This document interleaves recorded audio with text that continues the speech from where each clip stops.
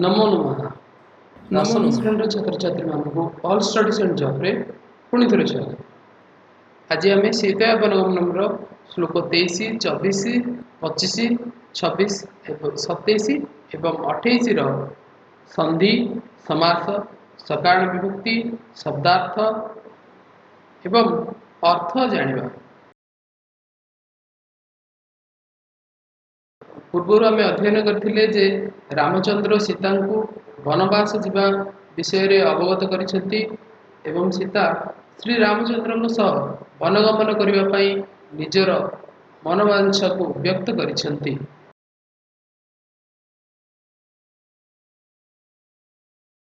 रामचंद्र सीतांकर मनोवांछा को जानिबा परे वनवास जनित दुख विषय रे सीता को अवगत कराउछंती। उपवासश्च कर्तव्यो यथा प्राणेन मैथिली जटाभारश्च कर्तव्यो बल्कलांबरधारणम्। अन्वय हे मैथिली यथा प्राणेन उपवासः कर्तव्यः जटाभारः च कर्तव्य बल्कलांबरधारणं च कर्तव्यम्। अर्थात श्रीरामचंद्र वनवासर दुख को अवगत कराई कहते, हे मिथिला राजनंदिनी वनवास समय रे खाद्य अभाव संभावना अधिक, एणु यथाशक्ति अनाहार रे रहिबा को पड़िबो। तैलादि अभाव कारण केशसज्ज होई परिबो नाही एवं जटाभार वहन करने को हेब। वस्त्राभाव जोगु वृक्षर बल्कल को वस्त्र रूप से धारण करी जंगल रे विचरण करने को मध्य पड़िबो। शब्दार्थ मैथिली मिथिला राजनंदिनी यथा प्राणेन यथाशक्ति उपवासश्च उपवास बा अनाहार रे बल्कलांबर बल्कलर वस्त्र व्याकरण संधि उपवासश्च उपवासः प्लस च उपवासश्च जटाभारश्च जटाभारः प्लस च बल्कलांबर धारणम बल्कल प्लस अंबर धारणम। समास यथा प्राणेन प्राणान अनतिक्रम्य अव्ययभाव समास जटाभारः जटानां भारः षष्ठी तत्पुरुष समासः प्रकृति प्रत्यय उपसर्ग बस धातु भय प्रत्यय कर्तव्य क्रू धातु तव्य प्रत्यय। अतीव बाततिमिरं बुभुक्षा चाति नित्यसः भयानि च महान्त्यत्र ततो दुःखतरं वनम्।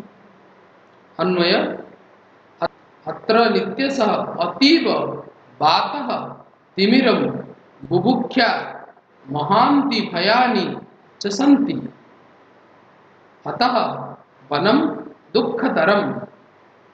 अर्थात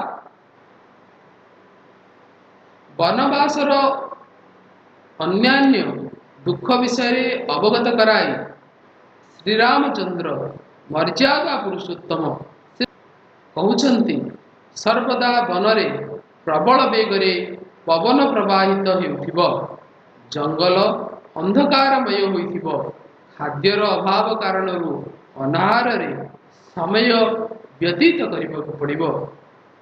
शब्दार्थ नित्यसः सर्वदा बातः पवन तिमिरम अंधकार बुभुक्षा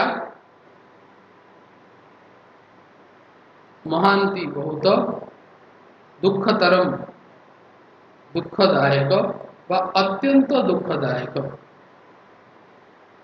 व्याकरण संधि बातस्तिमिरम बातः प्लस तिमिरम महान्त्यत्र महांति प्लस अत्र प्रकृति प्रत्यय बुभुक्षा भुज प्लस सन प्लस आ।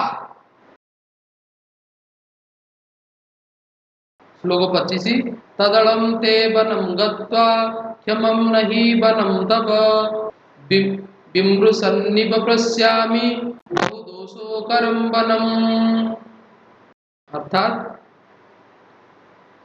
तत्ते वनम अलम वनम गत्वा तव क्षमम नहि विमृशन इव पश्यामि वनम बहुदोषकरम भवति। अर्थात एहीपरि विभिन्न वनवास संबंधित दोष मानक विषय रे विचार करी मुही सिद्धांत रे उपनीत हेली जे वनवास तुम पाई मंगलकर नुह, एणु तुमे वन को जाओ ना। श्रीरामचंद्र जनक नंदिनी जानकी को यही कथा कहउछन्ति। शब्दार्थ तत्तेणु गत्वा जाई विमृशन्निव बहुदोषकरम बहुत कष्टकर व्याकरण तदलम तत् प्लस अलम विमृशन्निव विमृशन प्लस इव समास बहुदोषकरम बहुदोषान करोति तत् उपपद तत्पुरुष समास बहुदोषः बहवः दोषः कर्मधारय समास प्रकृति प्रत्यय गम धातु त्वा प्रत्यय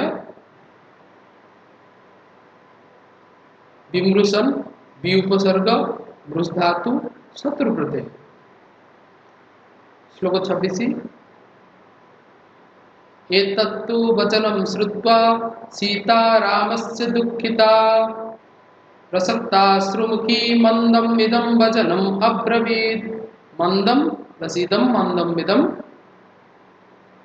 वचनम प्लस अब्रवीत् वचनम अब्रवीत्। अन्वय रामस्य तु एतद् वचनं श्रुत्वा सीता दुःखिता प्रसक्ताश्रुमुखी मंदम इदं वचनम अब्रवीत्। श्रीराम मुखरू वनवासर समस्त दोष गुड़ी अवगत होगा परे सती सीता मुखरे लोतकपूर्ण हो सतीस्ता मुख लोतकपूर्ण हो गला। अश्रुमुखी सीता निजर मनर भावना को एहीपरि भाव व्यक्त करने को लगिले। शब्दार्थ एतत् एही श्रुत्वा शुणिकरी श्रुत्वा शुणी प्रसक्ताश्रुमुखी लोतक जर्जरित मुख मंदम विदम मंदम धीरे अब्रवीत कही व्याकरण संधि प्रसक्ताश्रुमुखी प्रसक्ता प्लस अश्रुमुखी प्रसक्ताश्रुमुखी मंदम इदम मंदम प्लस इदम समास प्रसक्ताश्रुमुखी प्रसक्तानि अश्रुणि मुखे जस्याः सा बहुब्री समास प्रकृति प्रत्यय वचनम बस धातु ल्युड प्रत्यय श्रुत्वा श्रुत्वा श्रु धातु त्वा प्रत्यय प्रसक्तम प्रउपसर्ग सक धातु त प्रत्यय। श्लोक 27 अन्वय जे त्वया कीर्तिता दोषा वने वस्तव्यतां प्रति गुणानित्येव तान् विद्धि तव स्नेह पुरस्कृता। वने वस्तव्यतां प्रति दोषः त्वया कीर्तितः तान् गुणान् इति एव विधि तव स्नेह पुरस्कृता। अर्थात श्रीरामचंद्र ठारू जानकी वनगमन विषय रे समस्त दोष गुड़िक विषय रे अवगत होगा परे अश्रुपूर्ण नयन जुगल रे कहले हे आर्य आपण वनगमनर जो सब दोष असुविधा विषय रे कहउछंती समस्त तुमर स्नेह प्राप्त होगा परे मो पाई सुखमय होइजिवो से समस्त दोष मो पाई गुण होइजिव। शब्दार्थ वास्तव्यता प्रति बास करुथिबा कीर्तिता वर्णना करागला। स्नेह पुरस्कृता स्नेह को प्राप्त होइतिबा व्याकरण संधि गुणान इत्येव गुणान प्लस इति प्लस एव समास स्नेह पुरस्कृता स्नेहेन पुरस्कृता तृतीया तत्पुरुष समास प्रकृति प्रत्यय कीर्तिता कृत धातु त प्रत्यय वास्तव्यम वस धातु तव्य प्रत्यय स्नेह स्नि धातु है प्रत्यय पुरस्कृता पुरस्कृतः पुरः प्लस कृ प्लस त प्रत्यय त्वया च सह गन्तव्यं मया गुरुजनाज्ञया त्वद्वियोगेन मे राम त्यक्तव्यमिह जीवितम्। अन्वय गुरुजन आज्ञया मया च त्वया सह गन्तव्यं राम तद्वियोगेन इह मे जीवनं त्यक्तव्यम्।